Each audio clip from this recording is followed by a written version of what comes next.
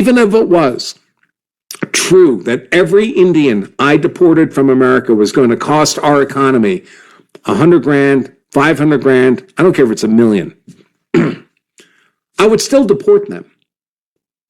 Because whatever economic value they're adding to America, they're destroying America's high trust, first world, largely white culture through contamination and infection with the third world culture they bring with them.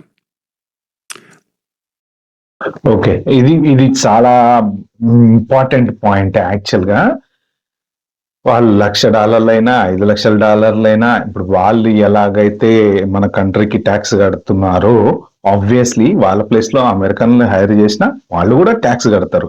కానీ ఇక్కడ ఒక important bullet point ఈయన చెప్పిన దాంట్లో ఏంటంటే, వాళ్ళు ఇక్కడికి వచ్చి ఉద్యోగాలు చేయడం ఒక్కటే కాదు, మన వైట్ కల్చర్ ని పాడు చేసి థర్డ్ వరల్డ్ కల్చర్ ని ఇక్కడికి తీసుకొస్తున్నారు అని చెప్పాడు అనమాట. అంటే ఇది మెయిన్ ఏంటంటే, ఈ థర్డ్ వరల్డ్ కల్చర్ అనేది తీసుకురావడం ఏంటంటే, రీసెంట్ గా కొన్ని వేల సోషల్ మీడియా పోస్టులు, డిస్కషన్స్ వచ్చినాయి. అంటే మన ఏది సివిక్ సెన్స్ గురించి మెయిన్ ఎక్కడ స్టార్ట్ అయింది ఇది అంటే, ఈ పండగలకి డాన్స్ చేయటాలు, సినిమా హీరోలు వచ్చినప్పుడు ర్యాలీలు చేయటాలు, ఇలాంటివన్నీ కల్చర్ అనే వర్డ్ ఎక్కడి నుంచి వచ్చిందంటే, రీసెంట్ గా ఇలాంటివన్నీ చూసిన తర్వాత సినిమా థియేటర్లో పెద్ద పెద్దగా అరవటాలు, కాగితాలు జింపి సిరేయటాలు.